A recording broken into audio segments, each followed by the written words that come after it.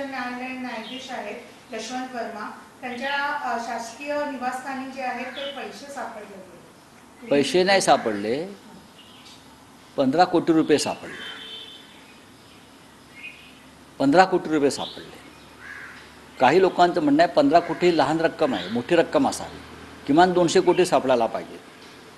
या देशाच्या न्याय व्यवस्थेमध्ये प्रचंड भ्रष्टाचार कसा बोकाळलेला आहे याचं हे एक उदाहरण आहे, नियतीनं समोर आणलेलं उदाहरण आहे. 15-16 कोटी रुपये सापडतात. एका खोलीमध्ये पैशानं भरलेली एक खोली आहे आणि त्यांना शिक्षा काय झाली आहे तर त्यांची बदली केली. हे आणखीन अन्य कोणाच्या घरात 5-50 लाख सापडले असते. एवढ्याला अमित शहा यांनी ईडी, CBI, इन्कम टॅक्स याच्या फौजा पाठवून संबंधित व्यक्तीला अटक करून PMLA कायद्याखाली तुरुंगात पाठवलं असतं. पण गेल्या काही काळामध्ये या सगळ्या भ्रष्ट न्यायमूर्तींच्या नेमणुका ह्या भारतीय जनता पक्षाच्या दबावाखाली झालेल्या आहेत. त्यांना हवे असलेली माणसं न्याय व्यवस्थेत बसवण्यात आलेली आहेत. मी महाराष्ट्राच्या हायकोर्टाचं उदाहरण देऊ शकेन. मी अनेक हायकोर्ट्स असे या देशामध्ये आहेत, तिथे नेमणुका कशा प्रकारे झाल्या त्याची माझ्याकडे चांगली माहिती आहे. पण मला शेवटी न्याय व्यवस्थेवरती ताशेरे उडवायचे नाही आहेत. संघ परिवाराशी संबंधित लोक कशा प्रकारे न्याय व्यवस्थेत उच्चपदी बसवलेले आहेत आणि या भ्रष्टाचार कशा प्रकारे चालू आहे सर्व बाबतीत, हे काय लपून राहिलेलं नाही ना.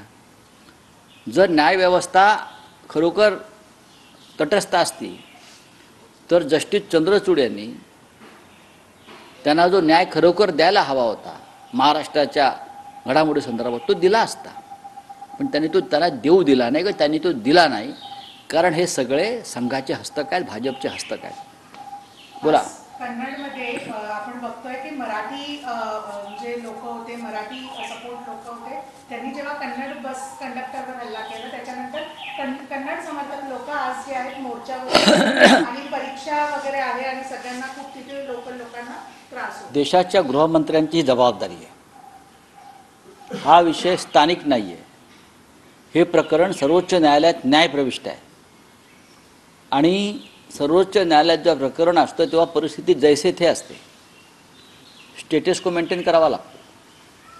पण देशाचे गृहमंत्री त्यांनी या विषयाकडे ज्या पद्धतीनं गांभीर्याने पाहायला हवं ते पाहत नाहीत. दुसरा विषय राज्याच्या आमच्या मुख्यमंत्र्यांचा, देवेंद्र फडणवीस यांचा, त्यांनी कर्नाटकच्या मुख्यमंत्र्यांशी चर्चा करायला हवी. दुसरे जे आमचे डेप्युटी CM आहेत एकनाथ शिंदे, ते नेहमी सांगतात मी बेळगावच्या आंदोलनात भाग घेतला. बेळगावच्या आंदोलनात त्यांना थोडा जरी चरोटा खरोखर उठला असेल तर त्यांचा आत्माही बघून तळमळेल त्यांचं मन, आणि तेही बेळगावात जाऊन त्या संदर्भात आमच्या लोकांना समर्थन देतील. पण हे सगळे ढोंगे आणि भंपक लोक आहेत.